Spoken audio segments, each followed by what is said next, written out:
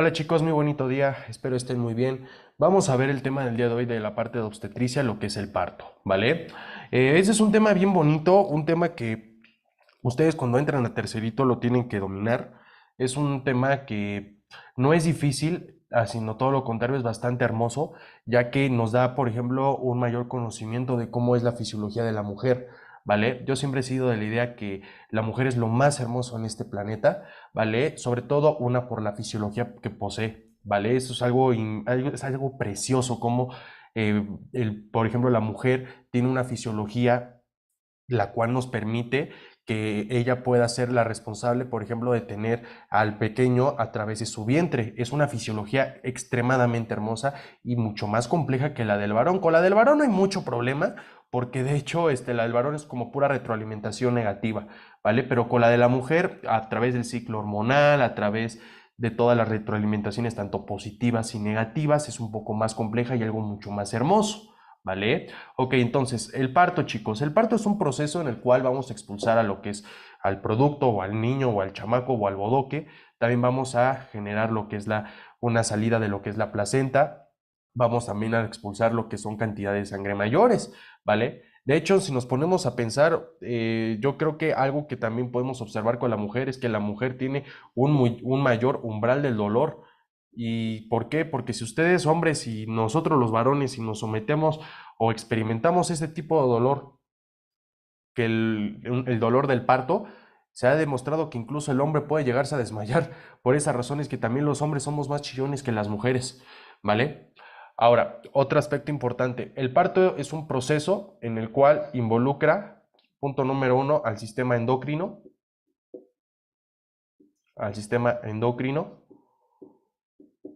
También otro que involucra es al sistema nervioso, ¿vale? A través de lo que es el hipotálamo y la neurohipófisis, y también al sistema inmune, ¿vale?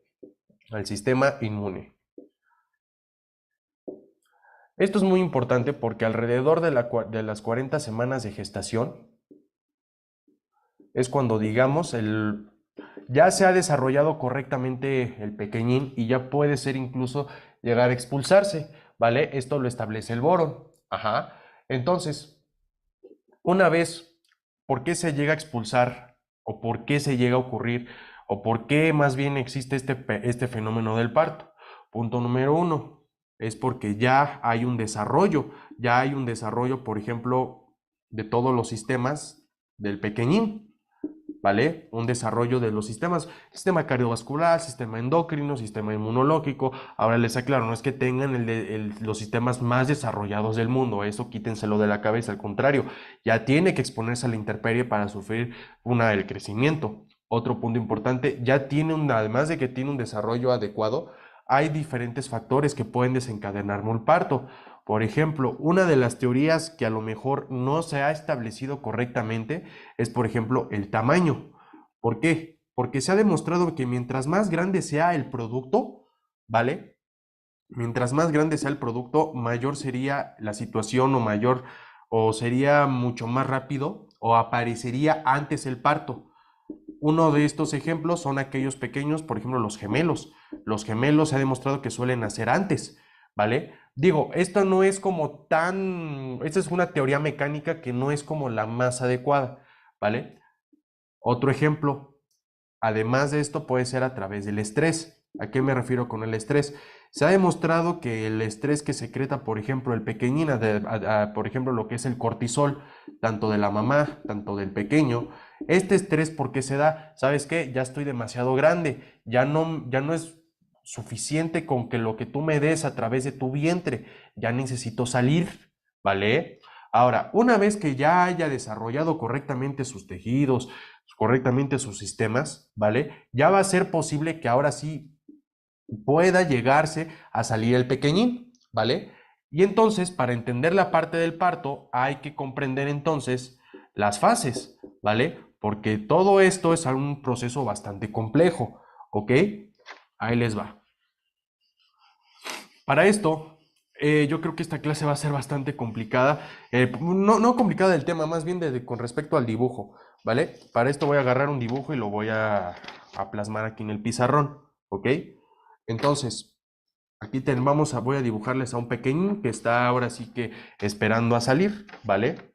Este es un tema muy bonito y ya si a alguno de ustedes les interesa estudiar esta especialidad, el Williams es una excelente opción, ¿eh? Si tienen la oportunidad de conseguirse el Williams, es una excelente opción. Ok, entonces, voy a dibujar a lo que es la vagina, ¿vale? Y, ok.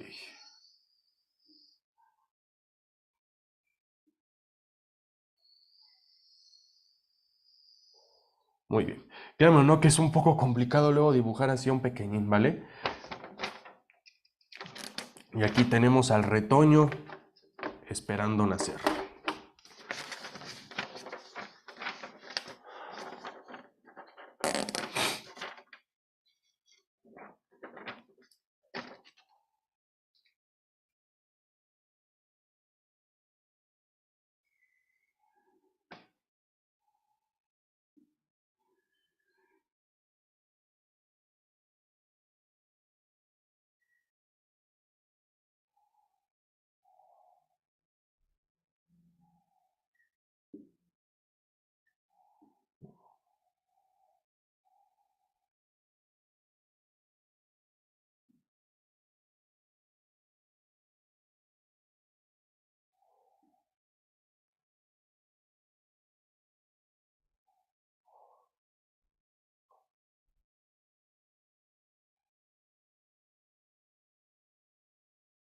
Ok, ¿vale? Aquí tenemos al pequeñín. Vale, entonces, vamos a hacer que esto parte es el útero. Y aquí está también, no nos olvidemos de la famosa placenta, ¿vale? Aquí está la placenta, ¿vale? Para que lo podamos entender. Una disculpa, es bastante complicado dibujar un embrión, bueno, un pequeñín. Entonces, aquí tenemos al cérvix o el cuello uterino, ¿vale? Tenemos al cérvix o el cuello uterino. Y en esta parte tenemos a lo que es el endometrio, ¿vale? Que es propiamente el músculo liso o también lo que es el miometrio, que es aquí donde justamente el responsable de las contracciones uterinas, ¿ok? Y por otra parte aquí tenemos lo que es el canal vaginal. Ok, entonces, si yo dibujo a lo que es el aparato reproductor femenino, es un poco más complejo. ¿Por qué? Porque ahí, bueno, no es más complejo, pero es un poco más sencillo, bueno, más sencillo de dibujar más bien. Entonces ahí les va. Aquí voy a dibujar al aparato reproductor femenino. ¿Ok? Y aquí vamos a dibujar prácticamente a lo que son los ovarios. Que es donde se van a desarrollar los famosos óvulos y después posteriormente el cuerpo lúteo. ¿Vale? Y aquí vamos a dibujar unos elementos importantes. ¿Vale? Ok, punto número 1. En esta parte voy a dibujar la partecita de negra que les estoy dibujando aquí, es el famoso endometrio, ¿vale? Que mejor se conoce como dentro de la matriz, ¿ok? Dentro de la matriz. Ajá. Por otra parte, ¿vale? Vamos a nosotros encontrar a lo que es la capa muscular. Esta capa muscular es propiamente el miometrio, ¿vale? El miometrio. Y por otra parte tenemos una capa serosa, ¿vale? Esta capa serosa se le conoce como el famoso perimetrio, ¿vale? Va a ser mi perimetrio. Ajá, vale. Entonces, aquí justamente en el endometrio es donde se va aquí a localizar propiamente mi embrión, ¿ok? Vale. Y aquí podemos nosotros observar al cérvix. Como dato importante, el cuello uterino, o en este caso el cérvix, cuando está en desarrollo o cuando en esta situación no es momento del parto, grábenselo muy bien, el cuello uterino en un inicio se va a encontrar rígido, es decir, se va a encontrar, pues digamos que fuerte. ¿Por qué? Porque el cérvix lo que va a evitar es que el pequeñino, la cabeza del pequeño, vaya a irse hacia la vagina o vaya a salirse pues del cuerpo o del aparato reproductor femenino, ¿ok? Entonces, como ya checamos qué situaciones pueden estimularme el parto, punto número 1, sí habíamos comentado que era el estrés mecánico, es decir, mientras más grande esté el pequeño, va a estimularme que sea mucho más rápido el parto. Pero otro ejemplo, o que nazca antes. Otro ejemplo es el estrés, el cortisol que sintetiza el pequeño o incluso la mamá, por ejemplo, a través de lo que son infecciones, por ejemplo, o situaciones estresantes. Lo peor de todo, o lo más triste incluso, puede ser traumas, ¿vale? Los traumas también pueden llegar a ser, además de infecciones de traumas. Además, aquí nuestro sistema inmunológico, chicos, está protegiendo incluso al cérvix o está protegiendo propiamente al pequeño, ¿vale? Además del estrés inmunológico, los traumas, ¿vale? También sobre todo el cortisol, diferentes sustancias de estrés pueden desencadenarme que esto vaya a acelerar el proceso de parto, ¿ok? Es un despapalle esto, pero vamos a centrarnos las etapas del parto. Ok, en primera instancia, vamos a ver que iniciamos desde la etapa cero. En la etapa cero se le conoce como una etapa cuando el útero se encuentra quieto, ¿vale? El útero se encuentra quieto, es decir, no hay contracciones, ¿vale? No hay contracciones. Y cuando no hay contracciones, ¿por qué es importante esto? Porque cuando yo contraigo al útero, esto va a ocasionar que una vez contrayendo al útero, al pequeño lo vaya a expulsar hacia afuera, ¿vale? Esto es muy importante porque entonces, ¿cómo se encuentra todo el útero? Se encuentra relajado, ¿ok? Se encuentra relajado. Ahora es insensible, grábenselo muy bien, insensible a sustancias tónicas o a sustancias uterotónicas, como por ejemplo lo que es la oxitocina. ¿Qué son uterotónicas? Son sustancias que van a estimularme las contracciones uterinas. Por otra parte, también lo que son prostaglandinas, que es otro cafecito que nos vamos a echar al rato. ¿Esto por qué es importante esta fase, chicos? ¿Por qué es importante que no haya contracciones? Porque esta fase es la responsable de que me acomode tanto al producto, es decir, voy a estar adaptando al producto, pero además de lo más importante de esto es que voy a permitir que el útero se vaya a estar acoplando cada vez más. Y esto para que el producto esté más cómodo, no tenga problemas y además todo el líquido amniótico que tenga también se adapte, ¿ok? Ahora, más o menos como les decía, las 40 semanas de gestación, ¿vale? ¿Qué es lo que va a suceder? Unas contracciones. Son unas contracciones iniciales, ¿vale? ¿Cómo se llaman estas contracciones iniciales? Las contracciones de Braxton Hicks. Estas contracciones de Braxton Hicks, digamos que no son lo suficientemente fuertes para estimularme al útero para que me saque el embrión. O sea, en otras palabras, son unas contracciones que preparan al útero, lo preparan. O sea, en otras palabras, va a hacer que el útero caliente, como sabes que ya van a ser el pinche chamaquito, ¿no? Ya van a ser, entonces vayan preparándose el mole y el arroz porque ya viene.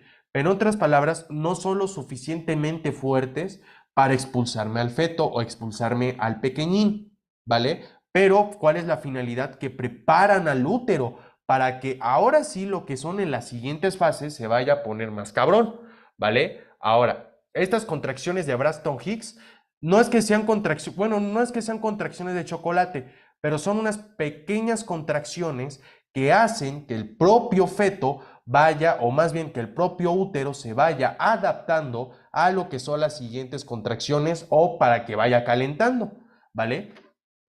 Entramos ahora a la primera etapa. La primera etapa es aquí más compleja. ¿Por qué?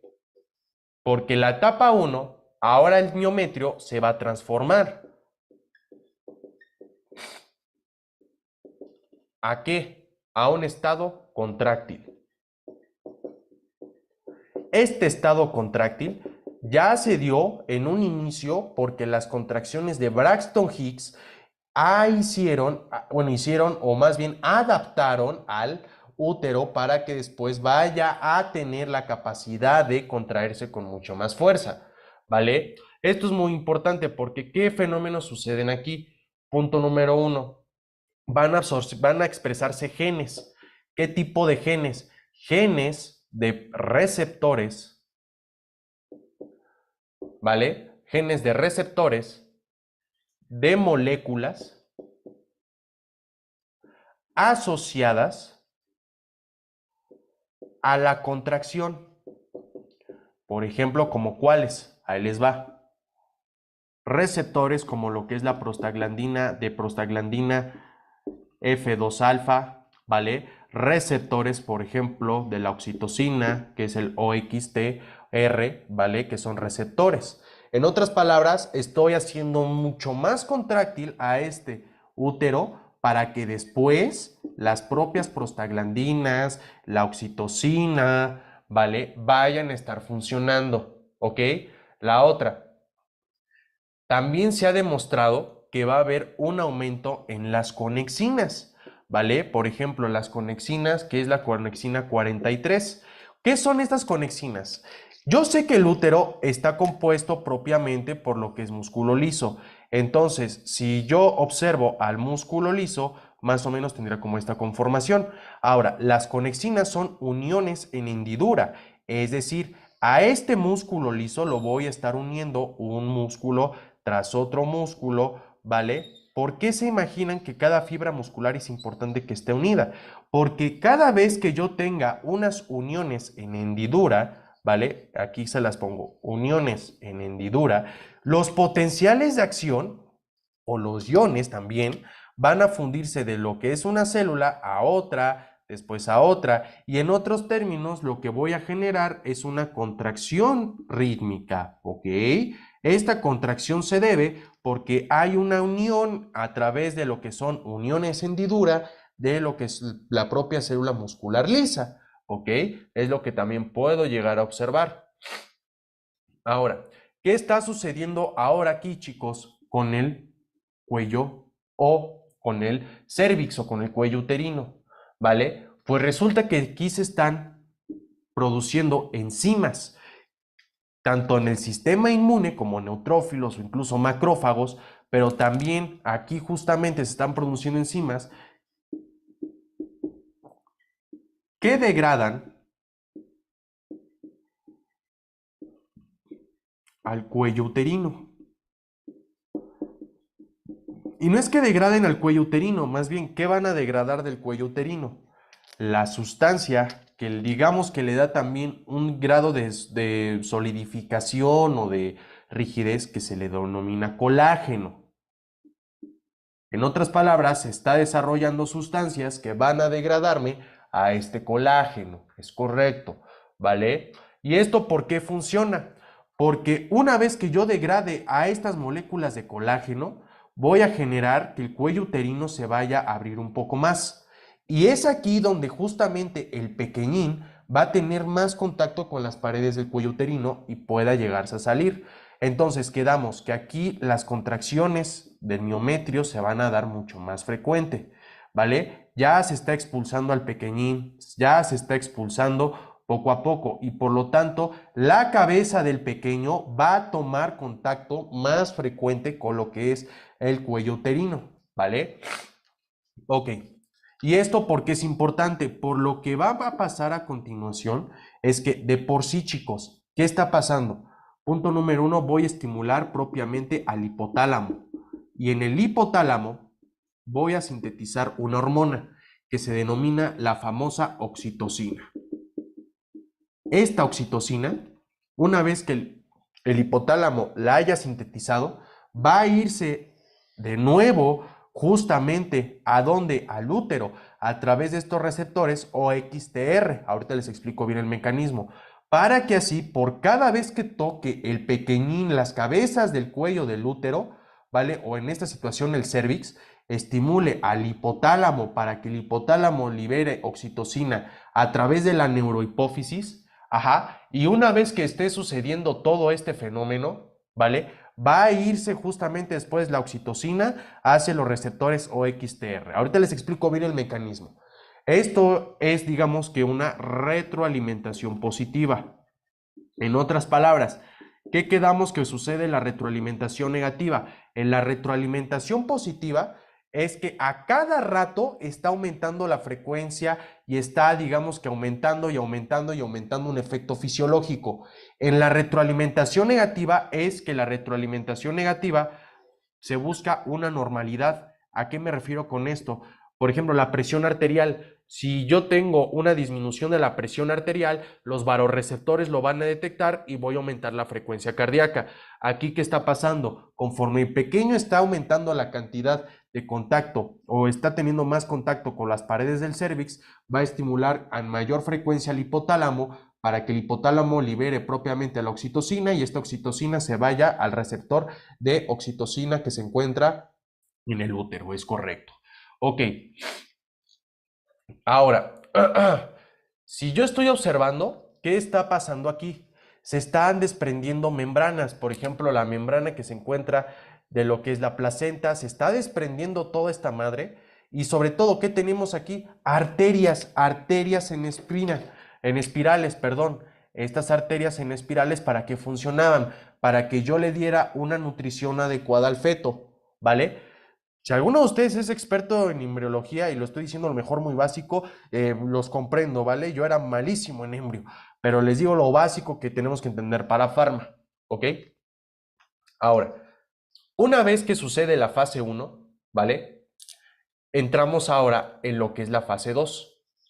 En la fase 2 ya es cuando propiamente el embrión se va a expulsar. Y en esta fase 2 es cuando las contracciones son mucho más intensas, ¿vale?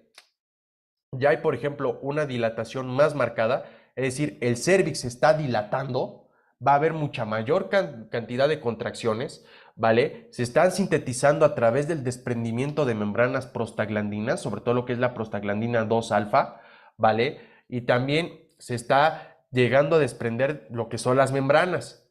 Y esto podemos observar un aumento en la contracción.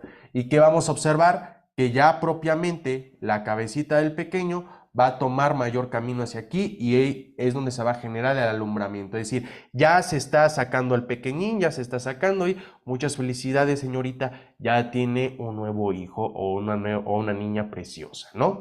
Ok, esto es lo que pasa, justamente. Pero observamos una fase 3.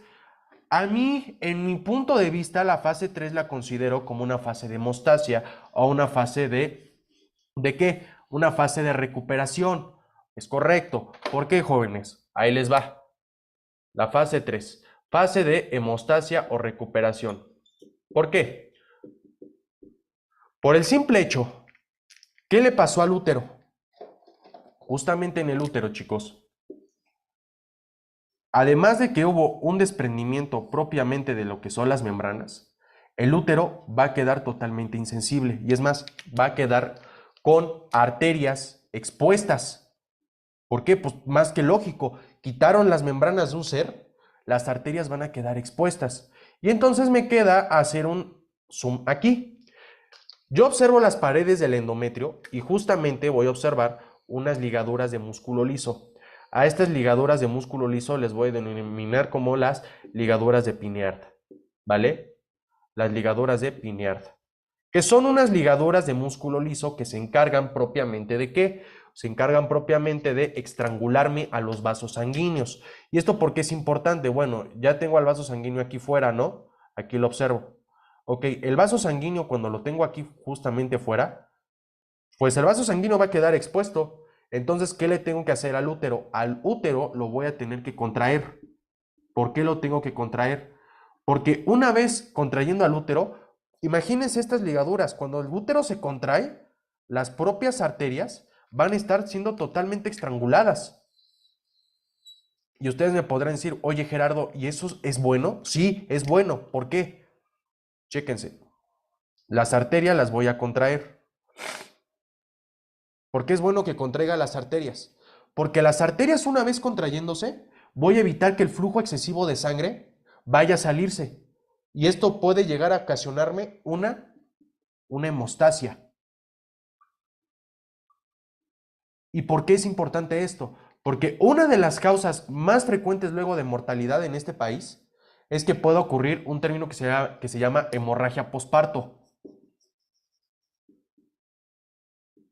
que es prácticamente cuando incluso arriba de 500 mililitros se esté saliendo sangre o pérdida de 500 mililitros de sangre. ¿Qué le pasa a la mujer entonces? Punto número 1, una anemia segura. La paciente está perdiendo un chingo de sangre. Además de una anemia segura, la paciente puede entrar en un choque hipovolémico. ¿Me explico? Va a perder, sobre todo, todas estas características de sangre las va a perder y va a generarle una de por sí una anemia. ¿Vale? Es por esa razón que también les comentaba en el bloque 2 de Pharma, las mujeres son más propensas en desarrollar anemia. Además, por ejemplo, de lo que pasa en el ciclo menstrual, pero incluso cuando dan a luz, es muy frecuente que también puedan desarrollar anemia. ¿Vale? Si alguno de ustedes también, ¿qué suele pasar?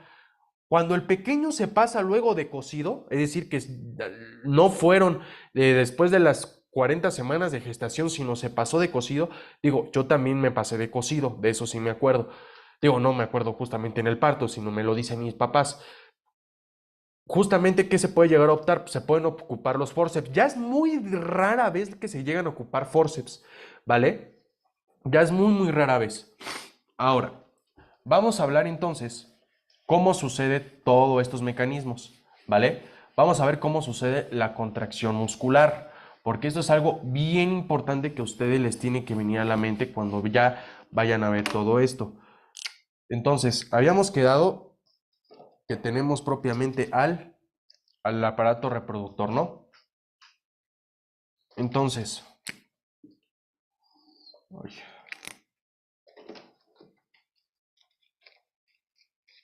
un segundo, dejen cambio de plumones.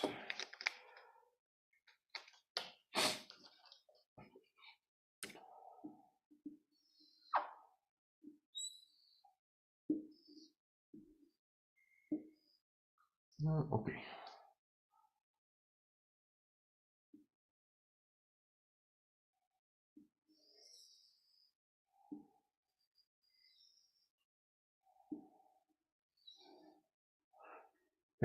Hasta estos dibujos me recuerdan muchísimo cuando iba en la primaria. Ok, si yo le hago un acercamiento a una célula muscular lisa de aquí, voy a observar un esquema que impone el Goodman. Es un esquema bastante bonito. Chéquense, aquí tengo la célula muscular. ¿Ok? Entonces, la célula muscular va a tener más o menos esta forma.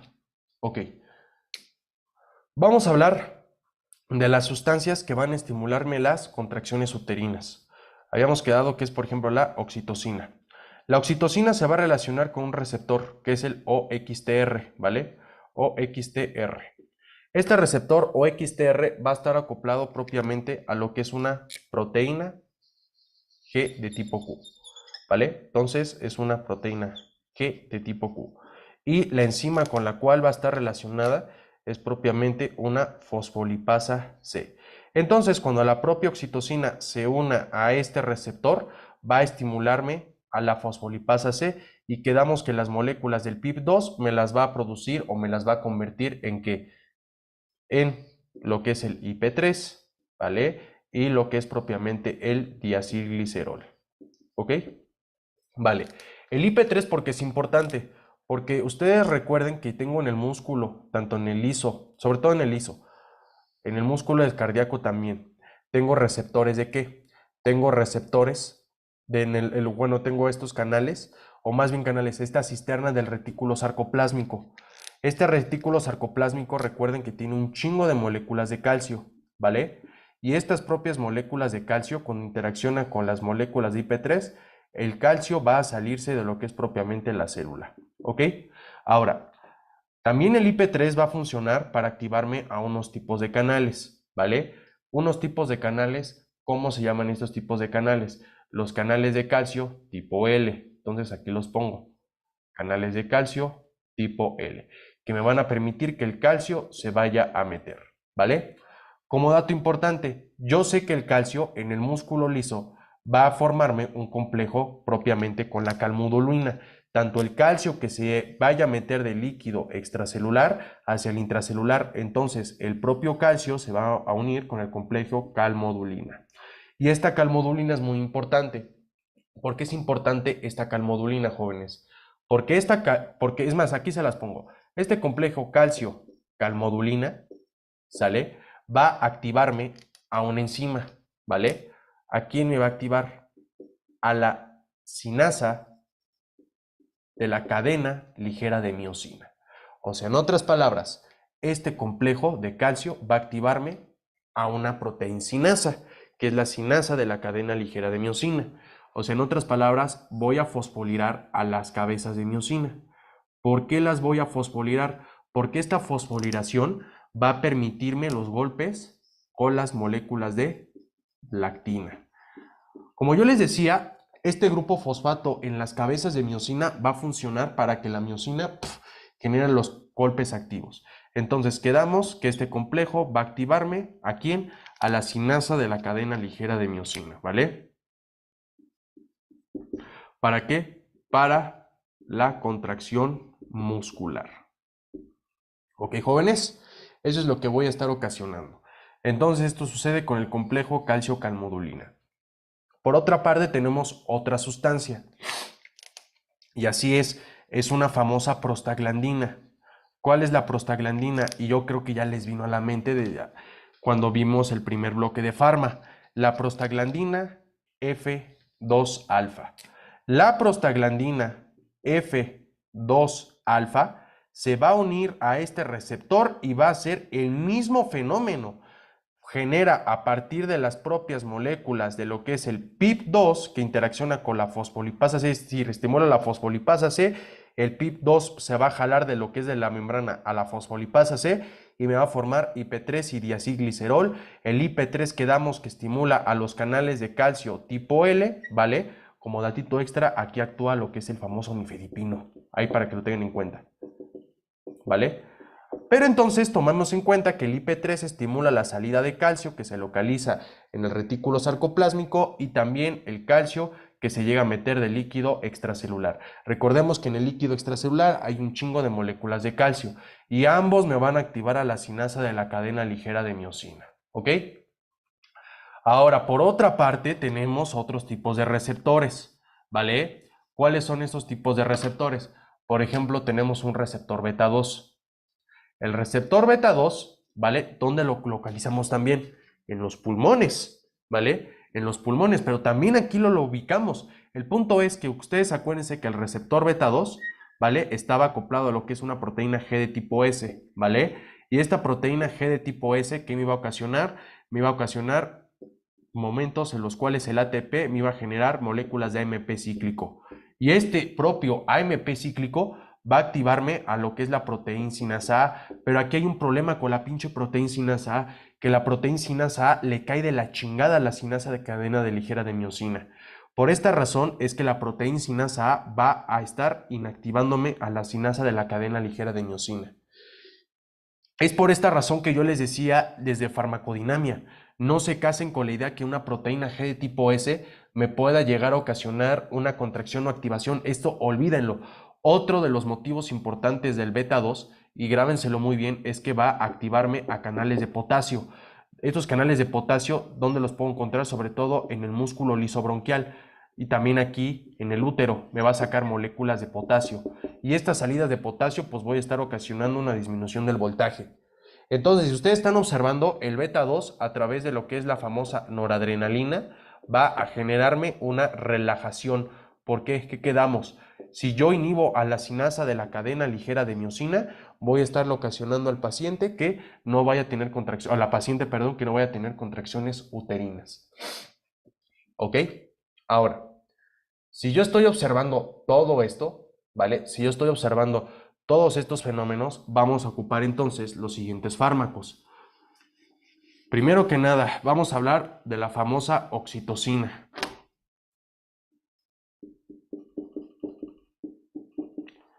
La oxitocina es un nonapéptido, es decir, es una hormona peptídica que está compuesta por 9 aminoácidos.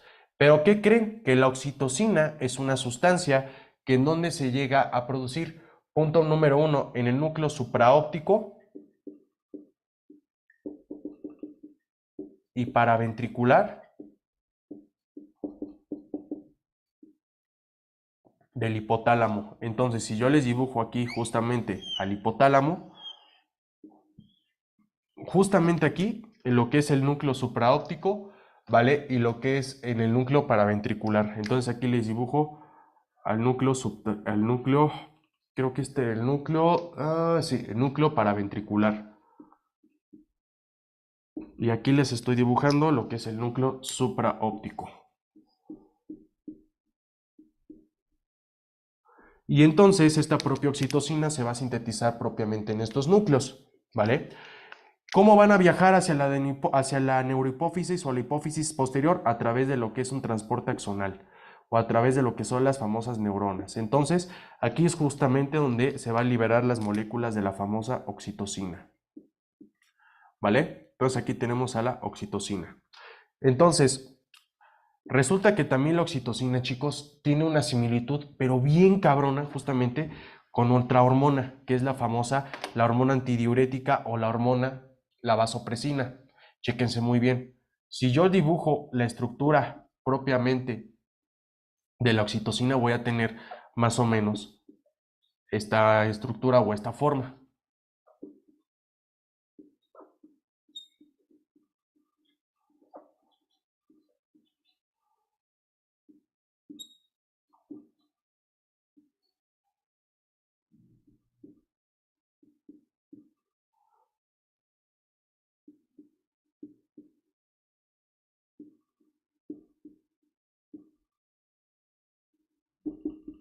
¿Ok?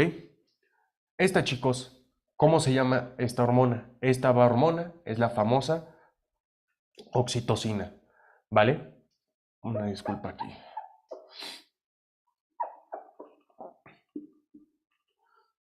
¿Vale? Esta es la famosa hormona, la oxitocina. Quiero que observen que las cisteínas están unidas a través de lo que es un puente disulfuro.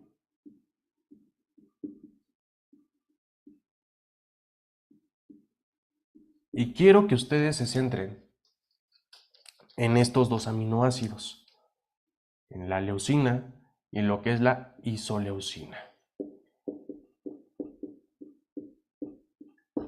Esta es la famosa oxitocina.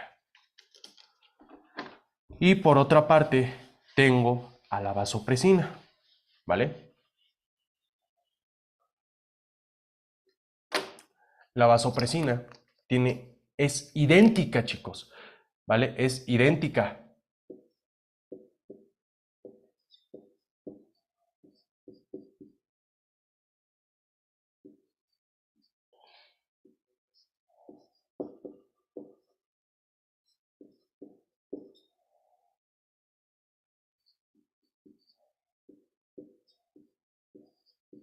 Y es más, aquí observen que las cisteínas están unidas incluso por un lado, por una zona o por unos puentes disulfuro, ¿vale? Y tenemos aquí lo que es el aminoácido de la prolina, la arginina y lo que es la propia glicina.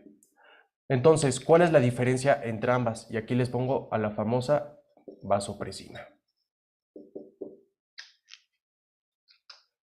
Que curiosamente la vasopresina tiene una fenilalanina. Fenilalanina. ¿Vale? Ambos tienen la misma estructura de puentes disulfuro. ¿Vale? La única diferencia es que la propia vasopresina tiene a la famosa arginina. Si ustedes observan, son la misma molécula, pero cambian con respecto a los aminoácidos. Tienen el mismo puente disulfuro, es decir, con dos moléculas de azufre, ¿vale? Solamente van a diferir en el aminoácido que van a tener. ¿No me creen? Ahí les va. Si vieron la película de Juego de Gemelas, en Juego de Gemelas eran las mismas niñas, solamente en qué llegaban a diferir. Pues ambas eran niñas, eran idénticas, pero solamente que una, por ejemplo, vivía con la mamá y otra vivía con el papá. Ahorita en un ratillo les voy a mandar el meme, ¿vale? Para que se den la idea. Entonces, si ustedes se ponen a la idea, estas moléculas son muy, pero muy similares, ¿vale? Ahora, ¿qué funciones tiene la vasopresina? La vasopresina es una hormona que se va a sintetizar cuando tenemos bajos niveles de agua. En otras palabras, ¿dónde interacciona la vasopresina? En los túbulos colectores. Es decir, aquí yo tengo a lo que son los famosos túbulos colectores del riñón. Entonces, si yo dibujo una membrana de los famosos túbulos colectores, voy a estar observando que, o más bien voy a ver su forma. Entonces, los túbulos colectores van a tener esta formita. Y la vasopresina, ¿vale? Va a interaccionar con unos receptores. Les explico esto de la vasopresina, yo bien no se los podré explicar, pero me interesa que sepan esto, ¿ok? Bien, entonces tengo el receptor beta 2, bueno, el receptor V2, que es el receptor de vasopresina. Entonces, aquí tengo la región vasolateral, es decir, la zona de los túbulos que está relacionada con la sangre, y por otra parte aquí tengo la zona luminal, que es propiamente donde se encuentra la pipí, donde se está filtrando toda la sangre, ¿no? Entonces, justamente en esta parte tengo como revólver o tengo como ruleta rusa a unas proteínas. Estas proteínas se les voy a denominar las famosas acuaporinas. Sobre todo, ¿qué tipo de acuaporina es la acuaporina 2? Entonces, el receptor beta 2 lo que pasa es que está acoplado propiamente a lo que es una proteína G de tipo S. Entonces sabemos que es la propia adenilato ciclasa. Y entonces cuando la famosa vasopresina estimula esto, ya se saben lo demás. Activa la adenilato ciclasa y las propias moléculas de lo que es el propio ATP me va a ocasionar unas moléculas de lo que es el famoso AMP cíclico. Y este propio AMP cíclico va a ocasionarme una activa... Ay, perdón, qué pendejo fui. Se me faltó aquí una cosa. El AMP cíclico va a activarme a lo que es una proteíncinasa A. Y esta proteíncinasa A va a ser la responsable de fosforilarme a estas proteínas para que después las acuaporinas se vayan a insertar justamente en la región luminal. Esto es lo que va a pasar. ¿Y para qué funcionan las acuaporinas? Ay, pues para que me vaya a meter las cantidades de agua o las cantidades de H2O que tenga propiamente aquí en la región luminal. Entonces, ¿para qué funcionan las acuaporinas, jóvenes? Para reabsorberme moléculas de agua. Entonces, es una hormona que se sintetiza tanto como lo que es la oxitocina, por donde en el núcleo supraóptico y también justamente en el núcleo paraventricular del hipotálamo. Esto es lo que hace propiamente la vasopresina, ¿no? Es correcto. Entonces, vamos a jugar ahora. ¿Qué es lo que va a pasar con la famosa oxitocina? Yo les dije desde un principio que la oxitocina va a favorecerme las contracciones musculares. Y de todos modos les voy a dibujar de nuevo el esquema para que no haya confusiones y no haya problemas, ¿vale? Entonces, vamos a ver propiamente que la famosa oxitocina va a favorecerme las contracciones musculares. Entonces, ¿a través de qué receptor? Del famoso receptor OXTR, ¿vale? Entonces, aquí tengo el famoso OXTR y este receptor OXTR está propiamente acoplado a lo que es una fosfolipasa C y esta más bien es una proteína G de tipo Q.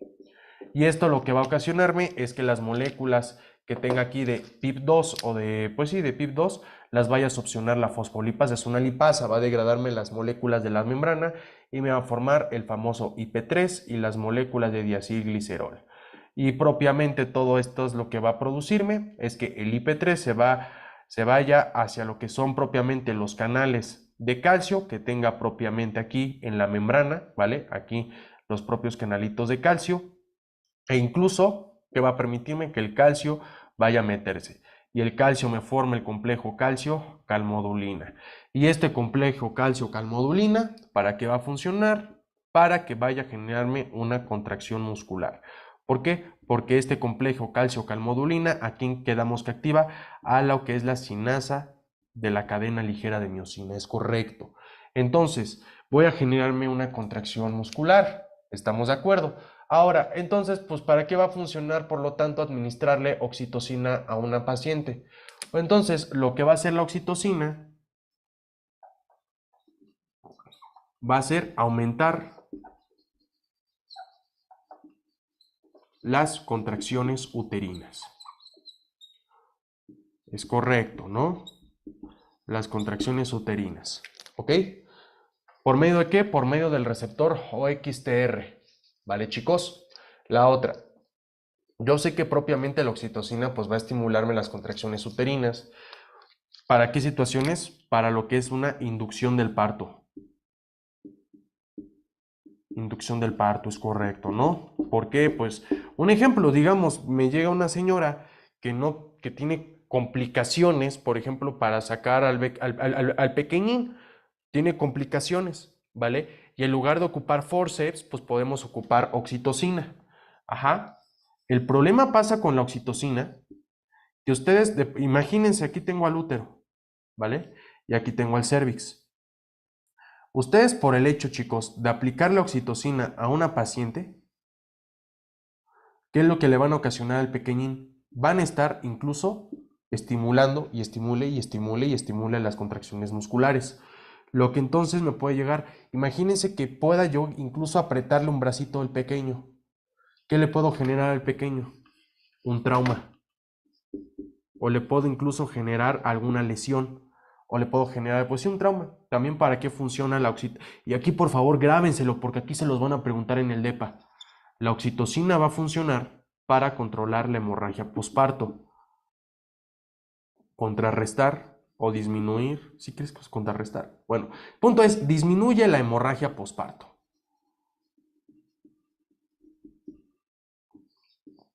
¿Por qué? ¿Qué quedamos?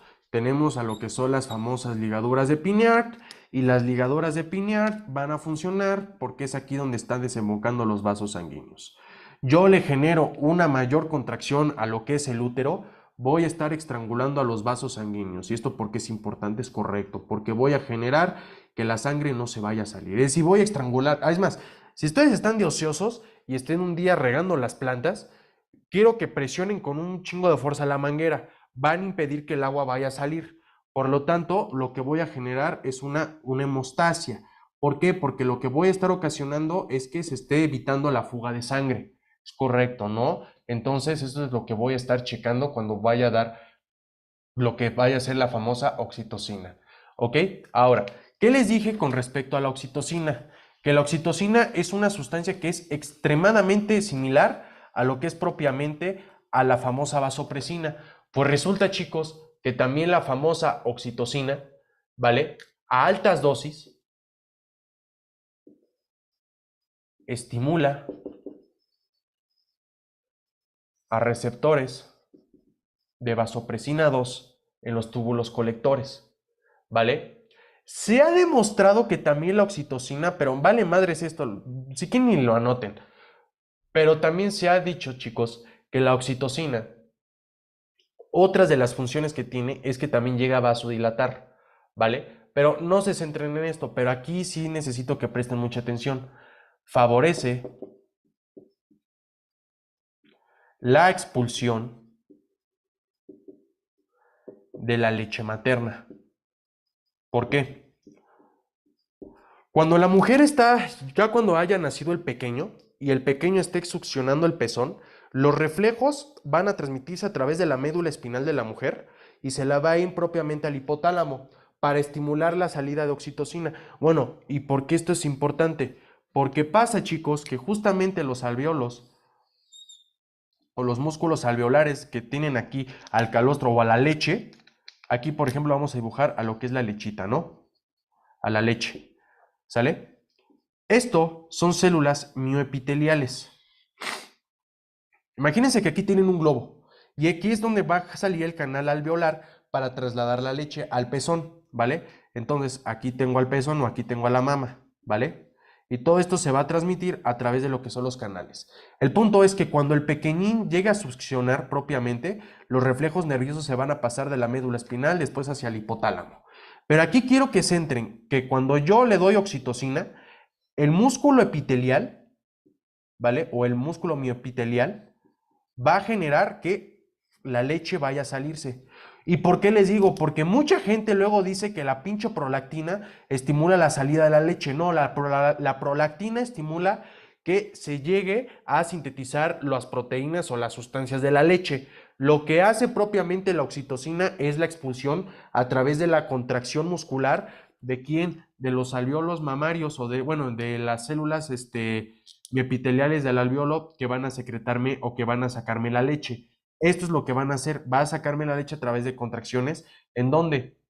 En las células miometriales de los alvéolos mamarios, ¿no? Es lo que va a llegar a pasar, ¿ok? Entonces, esto es lo que vamos a estar ocasionando, ¿vale, chicos? Ahora, habíamos nosotros quedado que la pinche oxitocina puede llegar a causar traumas, puede llegar a contrarrestar lo que es la hemorragia posparto. Y les ponen en el examen. La estimula las contracciones uterinas, pues es útil para, entonces la oxitocina estimula las contracciones uterinas. Es útil para la hemorragia posparto, porque lo que va a estar ocasionando es que vaya a estrangular más a lo que son las ligaduras de Piñard y vaya a ocasionar que la mujer no vaya a sangrar. Entonces, en lugar de tener, por ejemplo, un sangrado a través del parto, y aquí se las pongo más simple, cuando la mujer haya dado a luz y tenga, por ejemplo, una hemorragia, que esto es algo muy delicado, ¿vale? Aquí tengo la hemorragia. Lo que va a ocasionar estas contracciones es que la hemorragia se llegue a sostener aquí a través de este estrangulamiento de los vasos sanguíneos y se llegue a formar la famosa hemostasia. Es correcto, ¿vale? Eso es lo que vamos a poder observar. Siguiente fármaco. Y en verdad es neta. Este fármaco lo preguntan un chingo. Y si ustedes vieron, por ejemplo, creo que era la película de El crimen del padre Amaro. No es porque sea grosero, pero hay una película que así se llama, ¿vale? ¿Cómo se llama la película? Se llama la película de Perras. Salió más o menos cuando yo estaba chamaco, salió. Yo habré tenido unos 11 años cuando la habré visto. Está muy fuerte la película, eso sí. Si ustedes la llegan a ver, pues tienen que tener ahora sí que pues el estómago fuerte porque sí está bastante fuerte la película. Así se llama la película, ¿vale? No es porque su doctor sea grosero, no, así se llama. Si vieron la película del crimen del padre Amaro, híjole, vean el final, que el final está cabrón. La verdad, el final sí está muy cabrón. Es una gran película, pero sí está fuerte. Ok, este fármaco es un fármaco que está contraindicado, obviamente, en mujeres embarazadas. Es el famoso misoprostol. Ya es muy raro que ustedes lo vayan a ocupar. ¿Pero qué es el misoprostol? El misoprostol es un análogo de la prostaglandina E. A ver, la pregunta del millón es, ¿qué es la prostaglandina E?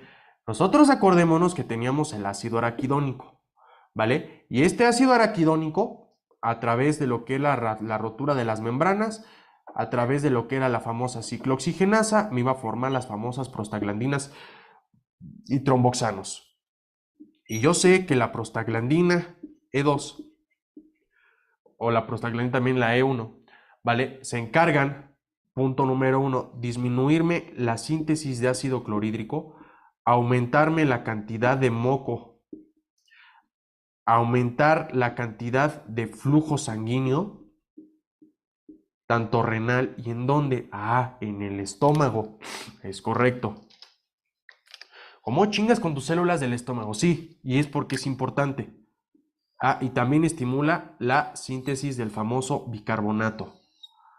Entonces, lo que pasa propiamente es que voy a cubrir a todo mi estómago, lo voy a estar cubriendo de lo que es el moco y también de lo que es el bicarbonato. ¿Por qué? Porque yo sé aquí que en estas células, ¿vale? Sobre todo en las células del estómago, voy a estar sintetizando grandes cantidades de ácido. Una disculpa siendo un poco agripado. Entonces, estas moléculas de ácido van a chingarme las células parietales. Entonces, por esta razón existen las prostaglandinas. Van a disminuirme el ácido clorhídrico, van a aumentarme la cantidad de moco que me cubre a toda la mucosa gástrica y también voy a aumentar el flujo sanguíneo renal. ¿Hacia dónde? Hacia las células parietales o a las células del músculo gastrointestinal. Es lo que vamos a estar ocasionando, ¿no? Entonces, pues son mecanismos de protección. O sea, en otras palabras, las prostaglandinas me están protegiendo. Pero ¿cuál es el pinche problema aquí? Que si yo le doy un pinchaína al paciente, por ejemplo, aspirina, diclofenaco, indometacina, ¿no? ¿Qué voy a ocasionar? Que el ácido clorhídrico esté aumentado de concentración, que no haya moco, ¿vale? Y que el flujo sanguíneo esté disminuido. ¿Y qué me puede desarrollar esto? Ah, una pinche úlcera inducida por lo que son los AINES. Entonces me puede desarrollar una úlcera por los N o por AINES, ¿no? Es lo que me va a llegar a ocasionar. Entonces existe un análogo que es el misoprostol, que funciona para la curación de úlceras pépticas, inducidas ¿por quién? Por los AINES, ¿vale? Y entonces, ¿qué va a generarme? Como es un análogo de la prostaglandina E, va a aumentarme la cantidad de moco que tenga en la célula parietal, o sea, esto es lo que va a hacer el misoprostol. Va a cubrirme toda la cantidad de moco en la célula parietal, va a disminuirme la síntesis de ácido clorhídrico, ¿vale? Va a aumentarme el flujo sanguíneo, porque es un análogo, es lo mismo, ¿no? Y la otra también, y es bien importante, y se me pasó decirles, va a aumentarme la secreción de bicarbonato. Esto hace el misoprostol, ¿vale? Como dato importante, este fármaco, chicos, ¿vale? Va a absorberse rápido.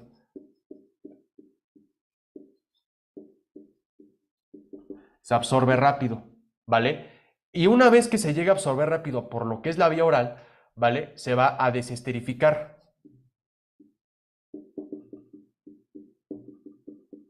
Y me va a formar un metabolito activo, que es el propio ácido de misoprostol, ¿vale? Esto, chicos, es lo que me va a producir el misoprostol.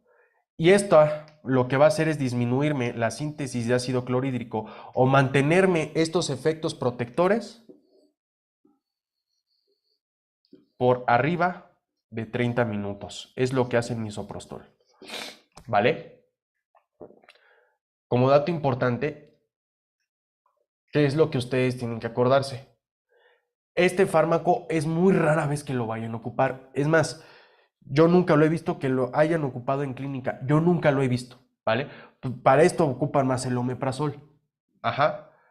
El problema es, chicos, que este fármaco, y lo quiero que se tomen con esto con seriedad, este fármaco es un abortivo.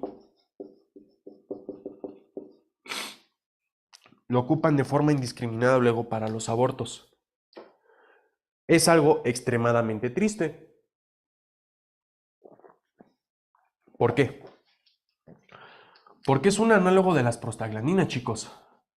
Y yo sé que las prostaglandinas, una de las funciones era, por ejemplo, la contracción muscular.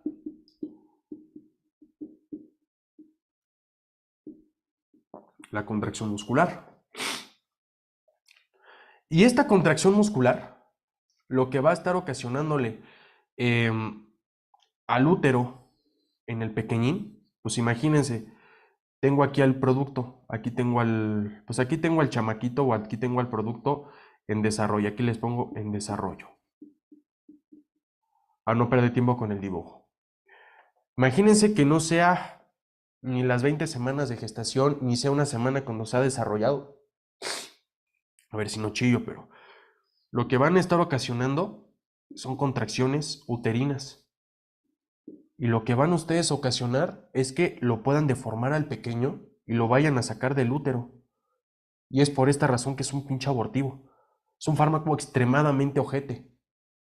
Es muy, muy, pero muy ojete. En verdad se los digo. Ahora, ¿por qué otra razón que está contraindicado? Porque genera malformaciones en extremidades, ¿vale? Forma manifestaciones neurológicas, deformidades en el cráneo, en el paladar, ¿vale? O sea, es un fármaco muy, pero muy ojete. Ya hablamos de fármacos que están contraindicados en mujeres embarazadas. De una vez les aviso, misoprostol. La otra, los YECAS, los ARA2, el metrotexato, ¿vale? El... Ay, ¿cómo se llama ese anticonvulsivo? Ay, no la quiero regar. El punto, ya tenemos esas cantidades de fármacos. Es un anticonvulsivo que era un bloqueador de los canales de calcio, ¿vale? Ya tenemos muchísimos fármacos que están contraindicados en mujeres embarazadas. A estas alturas, cuando ustedes lleguen a tercerito, tienen ustedes que acordarse de todo esto, chicos. Porque sí o sí se los van a preguntar. Oye, ¿le podemos dar un YECA a una mujer embarazada? Pues no.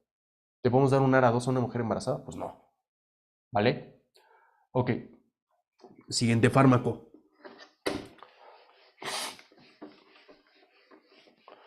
El siguiente fármaco tiene diversos mecanismos de acción, ¿vale? Ahora sí que uno de los fenómenos que tiene es tanto la contracción uterina, pero también es un agonista. Centrémonos con este término nada más. Agonista alfa 1 adrenérgico. ¿De dónde? En los vasos sanguíneos. El alfa 1 es un receptor que está acoplado a lo que es una proteína G de tipo Q. Y lo que va a ocasionarme, ya, vamos a hacer de nuevo el esquema. Yo sé que las proteínas G de tipo Q están relacionadas propiamente con qué enzima, con la fosfolipasa C, ¿no?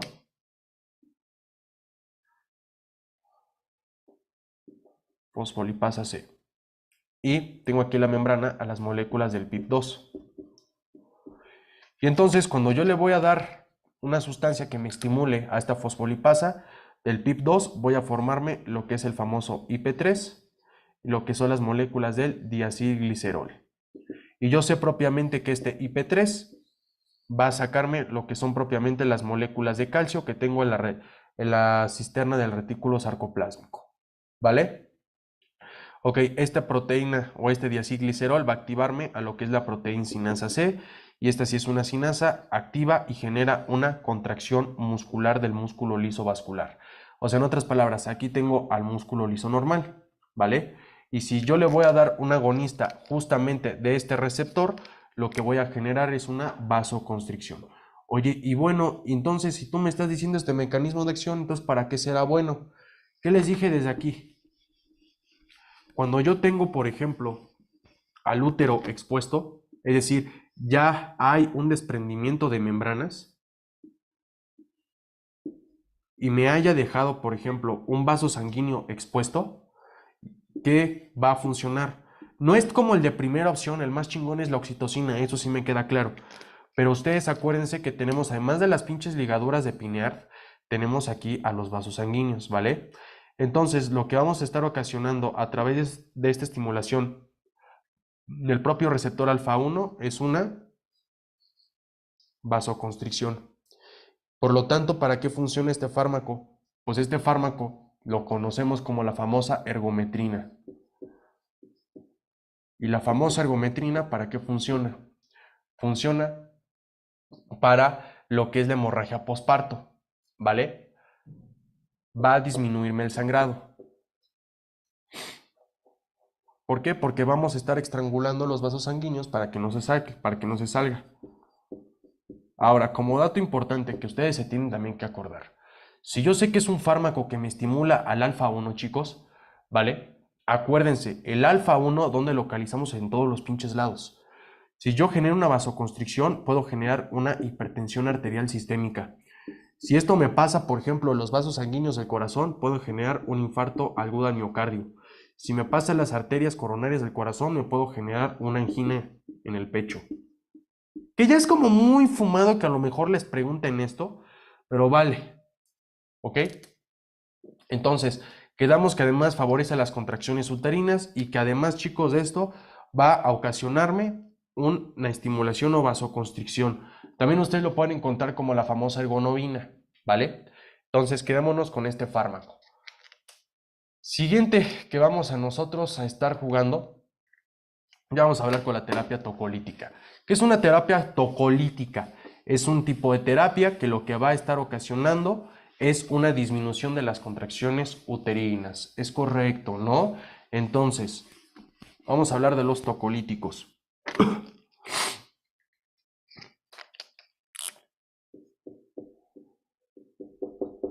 Entonces, ¿qué van a hacer los tocolíticos? Van a disminuirme las contracciones uterinas.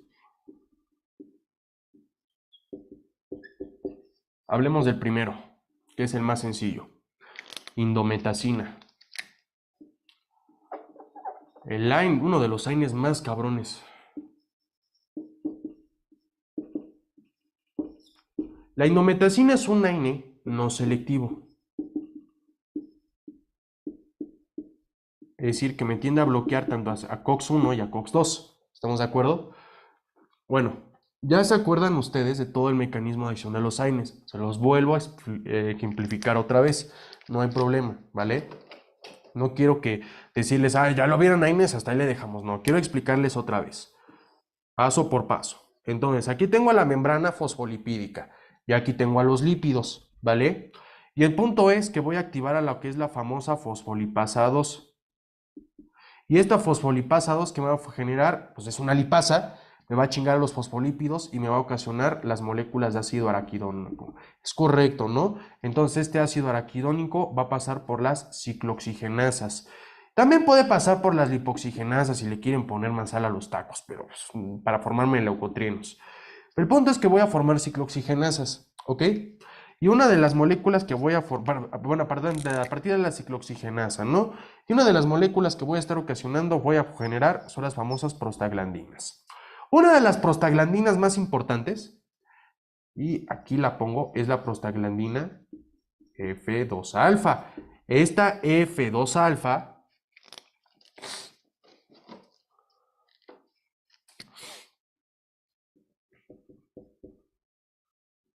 esta prostaglandina SF2-alfa va a ocasionarme contracciones uterinas. Y estas contracciones uterinas, ¿para qué lo voy a dar? Entonces, ¿por qué es importante la indometacina? Porque la indometacina, jóvenes, va a retrasarme el parto. A ver, chicos, esto va a ser muy común.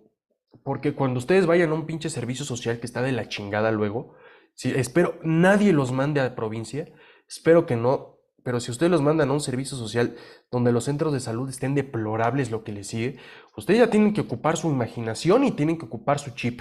Y si de plano los mandan a un lugar donde de plano a duras penas hay una pinche jeringa de la disposición o un DIU, entonces ¿qué se tienen ustedes que percatar? Tienen ustedes que ocupar, lo que me dijo este güey en farma, a lo mejor me puede servir. Entonces, si yo le doy indometacina o cualquier AINE al paciente, a la paciente, ¿vale?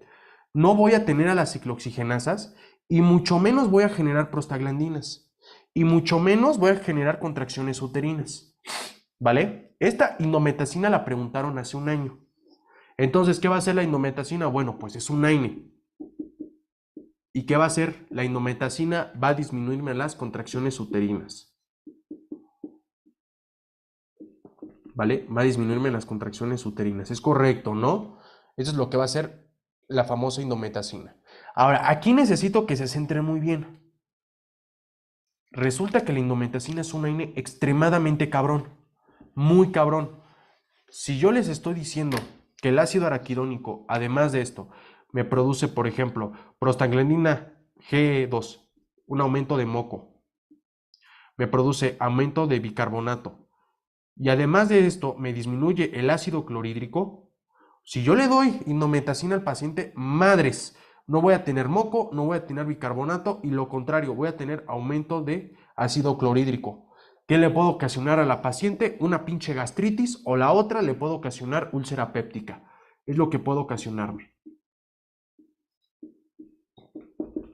Y lo peor de todo que la pinche indometacina es un AINE muy cabrón porque se une muy fuerte a lo que es la ciclooxigenasa.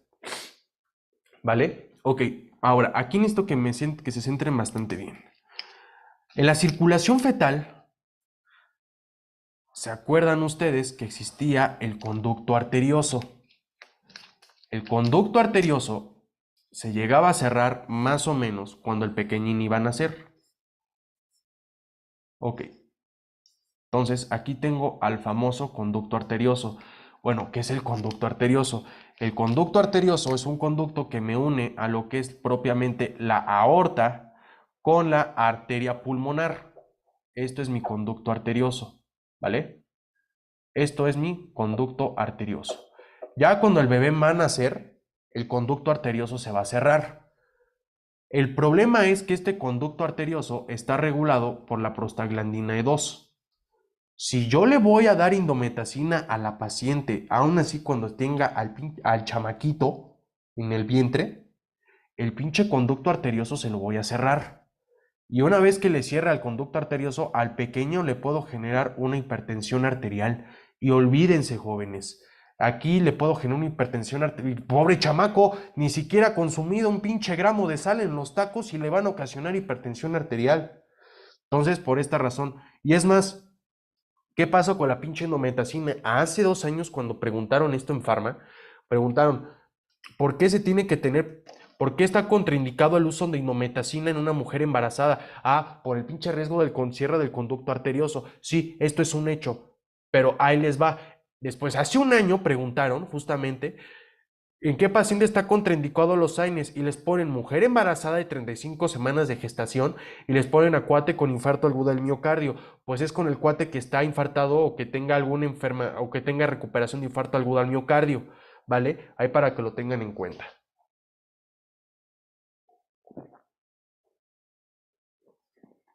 Ok, entonces esto va a ser la indometacina. Entonces, ya están ustedes teniendo todo esto para que lo estén jugando y para que tengan más idea de cómo está, ¿vale? Ok, siguiente fármaco.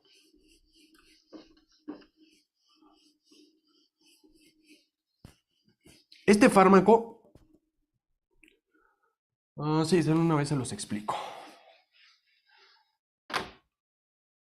Supongamos que tengo un parto que va a ser pretérmino, es decir, que sea un parto que les gusta antes de las 20 semanas de gestación. Entonces voy a darle un fármaco, que es el famoso atosiban.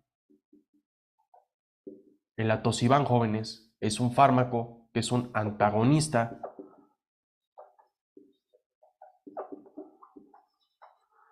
del receptor de oxitocina.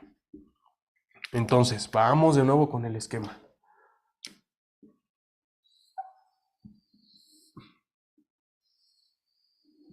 Tengo aquí la célula del miometrio, ¿no? Y tengo aquí propiamente el receptor de oxitocina, el OXTR. Y yo sé que está acoplado a lo que es una proteína G de tipo Q. Entonces, tengo aquí la fosfolipasa C. Y entonces, jóvenes, voy a observar que a partir de las moléculas del famoso PIP2, ¿vale? Voy a activar esta proteína G, ya saben ustedes, la alfa, GTP, todas estas cosas, ¿no? Entonces, el PIP2 se va a activar y, bueno, la fosfolipasa C va a chingarme al PIP2 como pinche aspirador y me va a formar moléculas de IP3 y me va a formar moléculas de diacilglicerol. El IP3, acuérdense que va a interaccionar con el retículo sarcoplásmico y también va a estimularme la entrada a partir de el calcio que se localiza a través de canales de calcio tipo L. Entonces aquí les pongo los canales de calcio tipo L, ¿vale? Entonces aquí va a entrar el calcio y el propio calcio va a interaccionar propiamente con el famoso complejo calcio-calmodulina y la calmodulina va a activar a la sinasa de la cadena ligera de miosina. Y es aquí donde entonces voy a fosforilarme a lo que es propiamente la cadena de miosina para que interaccione con las propias cadenas de actina. ¿Ok? Eso es lo que va a pasar. Si yo le voy a dar, esto sucede obviamente con la famosa oxitocina.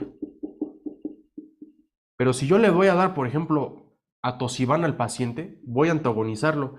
Entonces quedamos que el antagonista del receptor de oxitocina, aquí grábenselo muy bien, chicos, porque luego les ponen atosiban y no se acuerdan. Entonces lo que hace el atosiban es esto, ¿no? Va a antagonizarme a lo que es el propio receptor al propio receptor de oxitocina, es correcto, ¿vale? Ahora, una vez que yo haya antagonizado a este receptor de oxitocina, ¿sí? ¿Qué es lo que yo voy a estar incluso observando? Si yo la antagonizo, no voy a tener moléculas de IP3, no voy a tener moléculas de diacilglicerol, no voy a formar el complejo calcio-calmodulina y mucho menos a la sinasa de la cadena ligera de miosina la voy a activar. ¿Vale? Ok, esto es lo que va a pasar cuando yo voy a dar a Tosiban. Ahora, este fármaco no está aprobado por la FDA, no lo ha aprobado la FDA. Si no, pues ahí después lo investigo, pero que yo sepa, no está aprobado por la FDA en Estados Unidos. El problema es que en Europa sí lo ocupan. En Europa sí, entonces ahí tienen una opción en Europa, ¿vale? Por ejemplo, ¿para qué vamos a dar a Tosiban? Indicaciones. Punto número 1. La primera indicación es que ustedes van a tener que retrasar el parto. Para retrasar el parto, ¿vale? Obviamente tiene que tener el feto una edad de gestación como de 24 a 33 semanas, ¿vale? ¿Por qué, chicos? Porque yo tengo que madurar perfectamente al embrión antes de darle este fármaco, ¿vale? Le voy a dar a Tosiban, pero tiene que tener más o menos entre 24 y 33 semanas de gestación, ¿vale? Más o menos, la paciente tiene que tener contracciones de al menos unos 30 segundos de duración, ¿vale? E incluso puede ser que tenga quizás una frecuencia, por ejemplo, de 4 contracciones cada 30 minutos. Digo, no son enchiladas nada más de darle al pinche Tosiban y ya, ¿ok? La otra. Además de todos estos requisitos, ¿vale? La dilatación del cuello uterino, para que ustedes le vayan a dar a Tosiban, es decir, qué tamaño tiene que tener el cuello uterino de abertura, más o menos como de 1 a 3 centímetros. O sea, como que sabes que si este chamaco se nos va a salir en cualquier momento, pues sí, le voy a dar a Tosiban, ¿ok? Ok, entonces aquí tenemos al famoso Atosiban. Ahora, eh, si yo les estoy diciendo, chicos, que lo que va a generarme la Tosiban es una disminución de las contracciones musculares, porque efectivamente va a antagonizarme al receptor de oxitocina, lo que vamos entonces a estar observando con el Atosiban como reacción adversa es propiamente una atonía uterina. Ustedes tan solo imagínense que el útero esté totalmente débil. ¿Y qué les dije que tiene que pasar con el útero? El útero se tiene que volver a contraer. ¿Por qué? Porque lo que va a hacer es que a través de los ligamentos de pinear va a estrangularme a las arterias para que estas arterias no vayan a tener pérdida de sangre. ¿Vale? Ok. Uh, va que va. Si no hay dudas, vamos a ver ahora otro tipo de fármaco. ¿Vale? Ah, ¿y qué les dije desde un principio? Si yo voy a dar a Tosiban y si yo no estrangulo a las arterias, ¿qué le puedo ocasionar a la paciente? Unas hemorragia, ¿no? Es lo que puedo llegar a ocasionar. Yo les dije que aquí había un fármaco. Es un pinche dilema este, porque se está tanto que se está ocupando y que no sé qué, ok. Pero entre que son peras y son manzanas, vamos a hablar de un fármaco antihipertensivo. No entiendo por qué el departamento les pone esto, pero bueno, el nifedipino. Pues resulta que nosotros tenemos fármacos que van a bloquearme los canales de calcio. Oye, no chingues, ¿por qué? Que no sé qué. Ok, les soy honesto, me costó un chingo de trabajo encontrar información del nifedipino para el trabajo posparto. Bueno, para evitar el parto, más bien. Entonces, esto es un bloqueador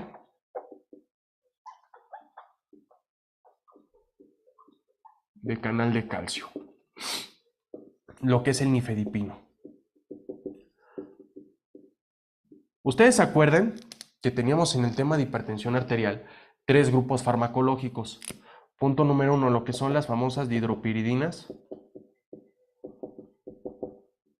Por ejemplo, lo que es el amlodipino, nifedipino, ¿vale? y la famosa felodipino, o la felodipina, pues. Esas son las famosas dihidropiridinas, ¿ok? Siguiente grupo farmacológico, ¿vale? Tenemos a las fenilalquilaminas.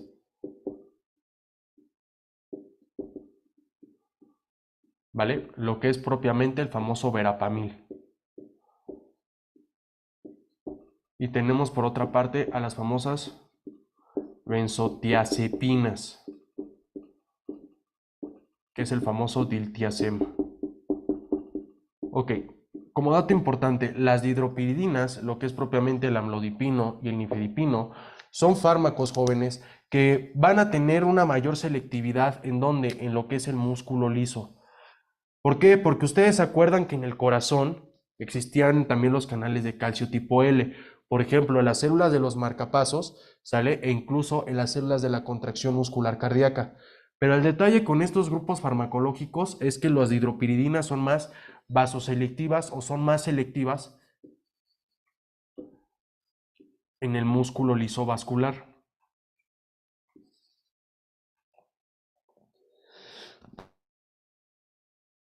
Una disculpa, es que estornudé. Entonces, son más selectivas en el músculo liso, ¿vale? Entonces, vamos de nuevo. Yo sé que para tener contracción muscular, yo requiero de moléculas de calcio. Por lo tanto, si yo no meto calcio, voy a disminuir el complejo calcio-calmodulina. ¿Por qué? Porque ¿qué requiero aquí? Que el calcio se une con la calmodulina.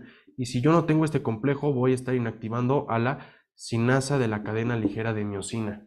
Y por lo tanto, va a disminuir lo que es la contracción muscular. Es lo que voy a estar ocasionando. ¿Vale? ¿Para qué funciona el famoso nifedipino? El nifedipino tiene muchas funciones. Punto número uno, pues sí, sabemos que es un bloqueador de canales de calcio porque lo que va a hacer es disminuirme la presión arterial. ¿Ok? Entonces funciona, por ejemplo, para lo que es la hipertensión arterial sistémica. También funciona para lo que es la famosa angina de pecho.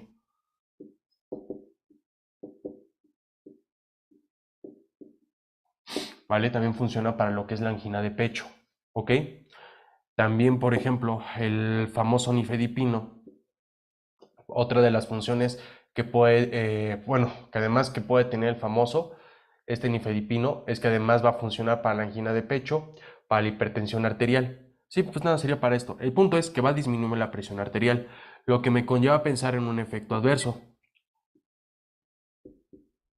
Los bloqueadores de los canales de calcio van a generarme un mayor riesgo de padecer edema. Es decir, que el agua se vaya a salir de los vasos sanguíneos hacia el intersticio. Entonces puede ocasionarme un edema. Si yo tengo un choque anafiláctico o tengo un choque en el cual el paciente esté todo edematoso, no le voy a dar un bloqueador de canales de calcio. Al paciente lo voy a dejar hecho globo de Cantoya, ¿cómo creen? Entonces, ¿qué le tengo que dar al paciente? Si tiene el paciente edema, le tengo que dar incluso un diurético para que el paciente vaya a orinar más. Entonces, si yo tengo esto, pero ¿qué creen? Si la pinche presión arterial está disminuyendo, la presión arterial esto lo va a detectar los vasoreceptores y me va a generar por lado una pinche taquicardia refleja. Y esta taquicardia refleja lo que me va a ocasionar es que, pues por lógica, pueda incrementar el riesgo de una pinche angina o que, pues dejen eso, palpitaciones que pueda yo tener, ¿vale? Y, ok, vale. Entonces esto es el famoso nifedipino. Ajá. Siguiente fármaco, la dexametasona. Presten mucha atención lo que les voy a decir con la dexametasona, porque aquí necesito que me presten mucha atención. Bien.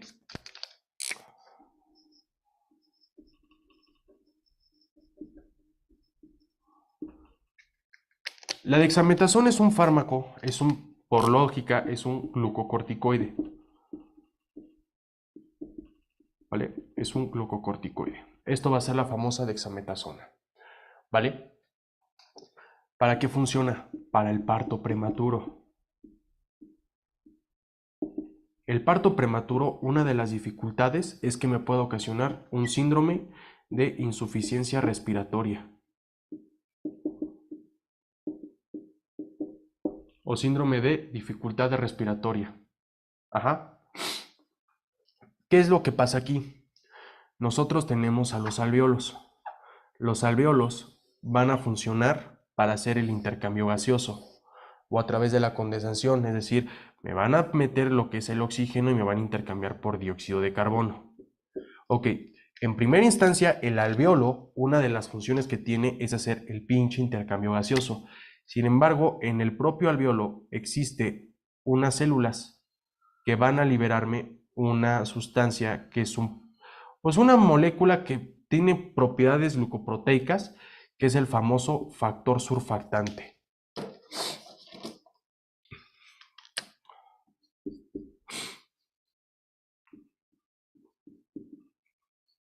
El factor surfactante es una sustancia que lo que va a hacer es que, imagínense, es como un aceite que lo que va a hacer es lubricarme. ¿Quiénes van a sintetizar este factor surfactante? Lo que son los famosos neumocitos tipo 2. ¿Qué hace el factor surfactante? Lubrica al alveolo. Y esta lubricación evita el colapso alveolar. Un ejemplo, agarren una bicicleta con la pinche cadena oxidada y denle o pedalele, ¿cómo va a sonar? Taca, taca, taca, taca, taca, taca, taca, taca, taca. Ok, si ustedes le ponen aceite a la pinche cadena, ¿qué le va a pasar a la cadena? Va a sonar más liviana. ¿Qué pasa con el pinche factor surfactante? El factor surfactante lo que hace es que cuando ustedes tengan al pinche alveolo, el alveolo va a hacerse más chiquito por el momento de respiración. Si no tenemos factor surfactante, el pinche alveolo va a valer madres y el pinche alveolo se va a colapsar.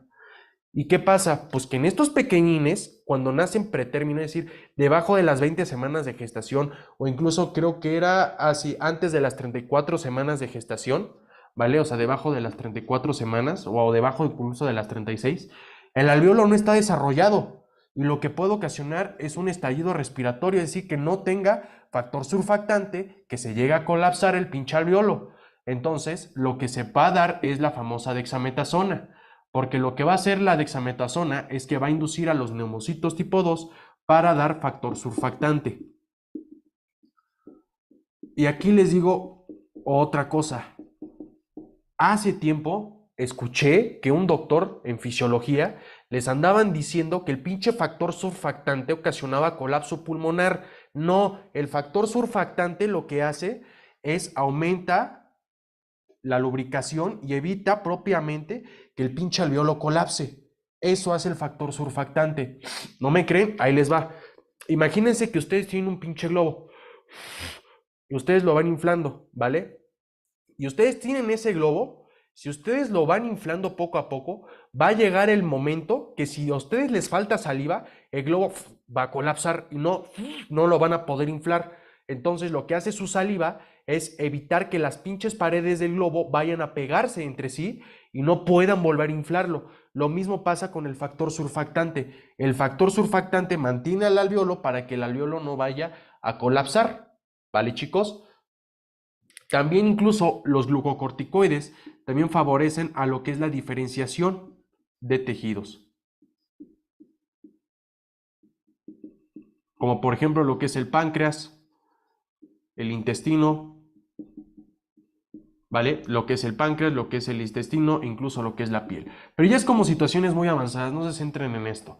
Entonces la dexametasona funciona para aumentar la síntesis del propio factor surfactante, ¿vale?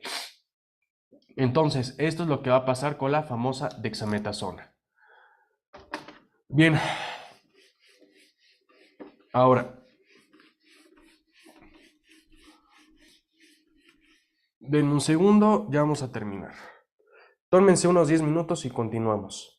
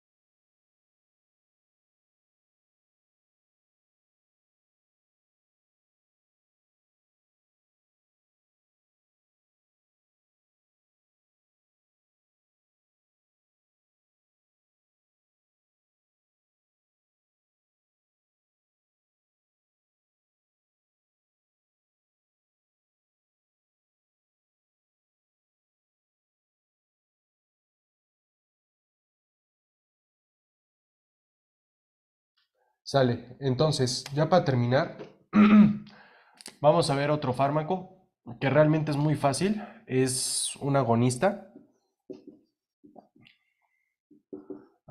beta 2 adrenérgico, ¿vale? Este fármaco, ¿cómo se llama? Terbutalina, ¿vale? A ver, jóvenes, de una vez les platico o les pregunto esto. La terbutalina, al ser un agonista beta 2 adrenérgico, ¿a qué fármaco se parece? Al famoso salbutamol. Exacto, ¿no? Entonces, si yo ejemplifico a la célula, ¿vale? Recordemos que tengo receptores beta 2 adrenérgicos, ¿vale?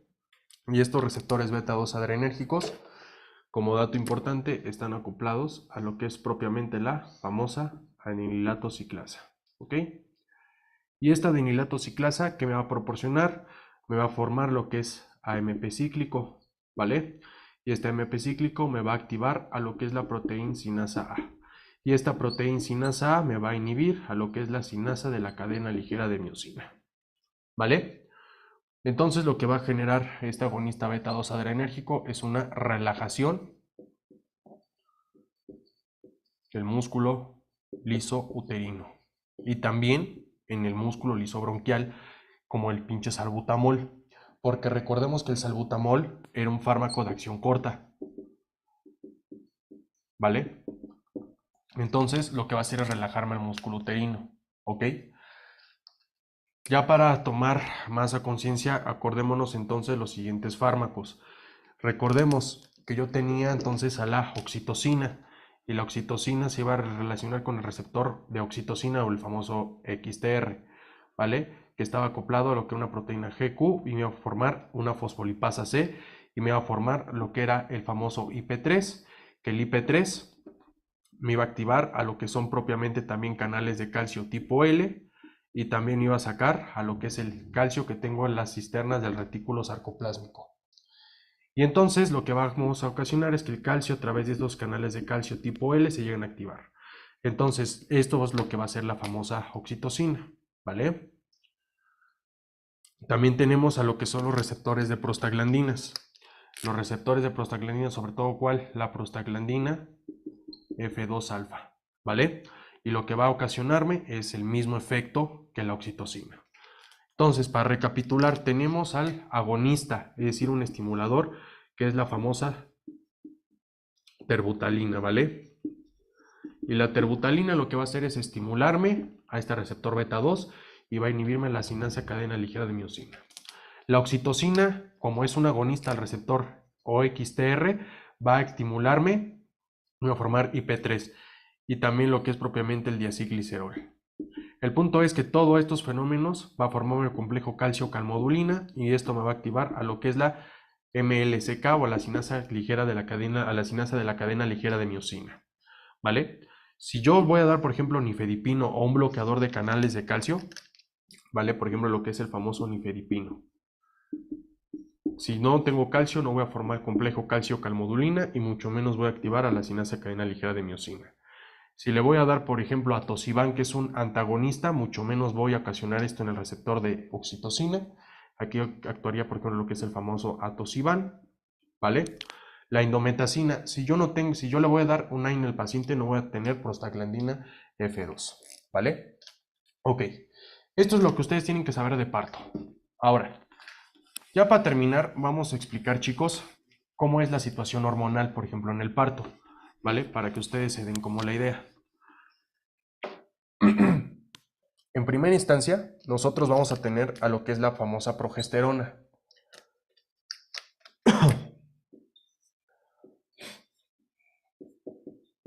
La progesterona, chicos, lo que va a ocasionarme es que va a frenarme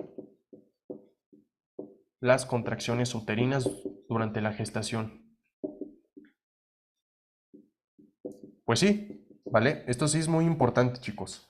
¿Por qué es importante que la progesterona frene todo esto? Porque si el pequeño no se está desarrollando correctamente y lo estoy estimulando además las contracciones, al pequeño le puedo fregar alguna extremidad, ¿vale? Punto número 2, ¿por qué se da que la progesterona hace esto? Porque se ha demostrado que en las células del músculo liso del útero va a activarme a unos canales de potasio. Entonces aquí tengo las células del músculo liso, ¿vale? Ahora, también lo que va a ocasionarme es que la progesterona activa receptores. Por ejemplo, ¿qué receptores? Receptores tocolíticos o receptores que van a disminuirme, por ejemplo, las contracciones uterinas. Por ejemplo, receptores de óxido nítrico o incluso receptores de relaxina, ¿vale? Ahorita les explico qué es la relaxina. Ahora, la relaxina es una hormona, chicos, que se llega a producir propiamente en lo que es el cuerpo lúteo, en la placenta, ¿vale? E incluso también lo que es en la famosa decidua. ¿Qué va a ser propiamente la relaxina? Es una hormona peptídica de 48 aminoácidos, ¿vale? Y lo que va a ocasionarme, chicos, es que va a tener al útero tranquilo. Pero aquí, justamente en el momento de parto, va a dilatarme al cérvix. Dilata al cérvix o al cuello uterino. En otras palabras, yo tengo aquí propiamente a lo que es pues al útero, ¿no? Y aquí tengo propiamente el cuello uterino. El cuello uterino, antes de lo que sea el parto, antes de que sea el parto, esto es bien importante, chicos. ¿Cómo quedamos que tiene que estar? Rígido, ¿no? Entonces, como va a estar rígido, el pequeño no va a poder salir. Pero ya cuando es el momento del parto, la relaxina también juega un papel importante porque lo que va a hacer es disminuirme la tonicidad de lo que es el cuello uterino. Y va a ser mucho más fácil que el pequeño vaya a salir, ¿vale? Ahora, por otra parte, tenemos a los estrógenos. Los estrógenos, grábenselo muy bien, también actúan durante la gestación. El problema con los estrógenos, bueno, más bien, antes de ver el problema de los estrógenos, es que son unas sustancias, son hormonas que van a generar que las fibras musculares crezcan. O sea, en otras palabras, los estrógenos también funcionan a la contracción uterina. Pero el que se opone totalmente a esto es la progesterona durante la edad de gestación, porque lo que hace la progesterona es, por ejemplo, el óxido nítrico activa la guanilato ciclasa y evita las contracciones uterinas. La relaxina también lo que genera es mantiene dilatado o no o mantiene relajado propiamente al cuello, perdón, ¿cómo se llama? Al útero para que no haya contracciones. ¿Por qué? Porque la progesterona activa lo que son receptores o aumenta lo que son receptores de todas estas sustancias. Ahora, lo que hacen los estrógenos hace que los músculos o que los músculos del miometrio crezcan, ¿vale? Otras funciones tienen también es que van a activarme conexinas o uniones en hendidura los estrógenos. ¿Por qué? Porque lo que van a hacer los estrógenos es que van a tener o van a generar la comunicación a través de lo que son comunicaciones en hendiduras, por ejemplo, las conexinas, porque para que un potencial de acción se traspase de una célula a otra, va a generar que los potenciales de acción sean coordinados y sean, es decir, que se pase de una célula y parezca a todo el tipo de útero que tengamos, ¿vale? También lo que va a ocasionar propiamente los estrógenos es que van a activarme lo que son los receptores de oxitocina, ¿vale? Van a aumentarme los receptores de oxitocina, van a aumentarme los receptores de prostaglandinas. Y esto pues porque es importante, porque si yo activo o aumento la expresión de estos receptores de prostaglandinas, voy a generar una mayor contracción muscular. ¿Qué quedamos que hace la oxitocina? Contracción muscular. ¿Qué quedamos que hace la prostaglandina? Contracción muscular. Y otro fenómeno que también los estrógenos van a aumentarme propiamente las concentraciones de calcio. Es por esta razón que luego los estrógenos, cuando es el momento del embarazo, van a funcionar mayormente, ¿vale? Esto es lo que va a ocasionar. Ahora, todo esto, chicos, es de vital importancia que se acuerden para futuras generaciones, bueno, para futuros momentos en su carrera, ¿vale? Hasta aquí le dejamos, chicos. Tengan una linda noche y nos seguimos escuchando. Los quiero mucho. Saludos.